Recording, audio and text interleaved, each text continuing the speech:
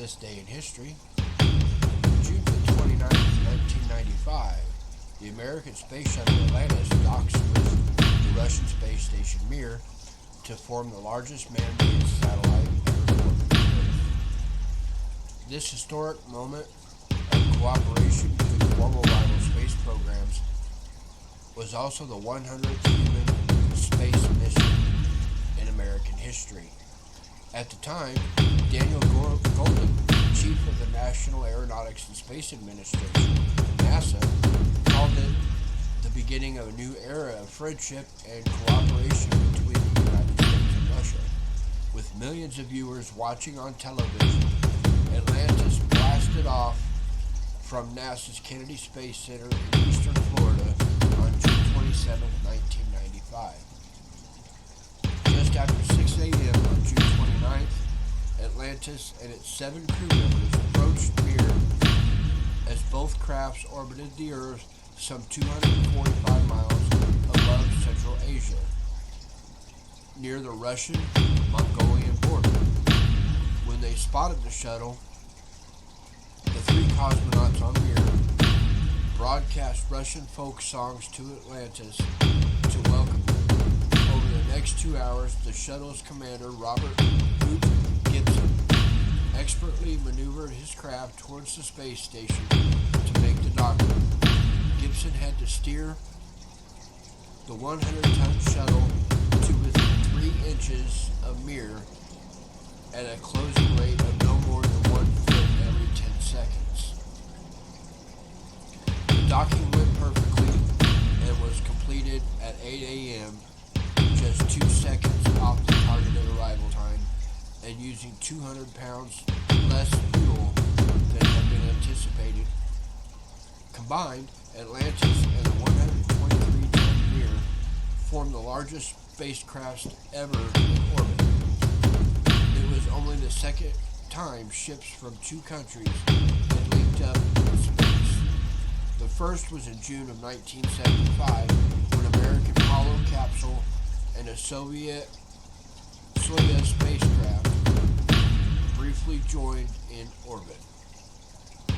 Once the docking was completed, Gibson and Mir's commander, Vladimir Deshkov, greeted each other by clasping hands in a victorious celebration of a historic moment. A formal exchange of gifts followed, with the Atlantis crew bringing chocolate, fruit, and flowers, and the Mir cosmonauts offering traditional Russian welcoming gifts of bread and salt. Atlantis remained docked with Mir for 5 days before returning to Earth, leaving 2 fresh Russian cosmonauts on the space station. The 3 veteran Mir crew members returned with the shuttle, including 2 Russians and Norman Thagard, a U.S. astronaut who rode a Russian rocket to the space station in mid-March of 1995 and spent over 100 days in space, a U.S. endurance record. NASA's Shuttle Mir program continued for 11 missions and was a crucial step towards the construction of the International Space Station, now in orbit. And also in this day in history,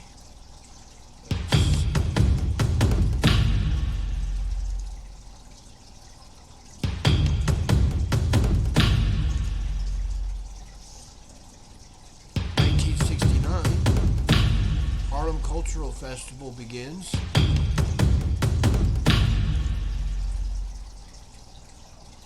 1941, Germans advance in the USSR. 1972, Supreme Court strikes down the death penalty. In 1974, Isabel Perón takes office as Argentine president. In 1958, Pelé leads Brazil to first World Cup title. In 1967, the Rolling Stones fight the law and the law wins. In 1613, the Global Theater burns down. In 2003, Academy Award-winning actress Katharine Hepburn dies at the age of 96. In 2001, Boston doctor found guilty of killing his wife. In 1967, actress Jane Mansfield dies in a car crash. In 1776, South Carolina's Edward Rutledge opposes independence. In 1941, the Germans capture Lvov and slaughter ensues. This has been This Day in History. Come back tomorrow to hear another day. Remember, always forward, never back. Thank you. See you tomorrow.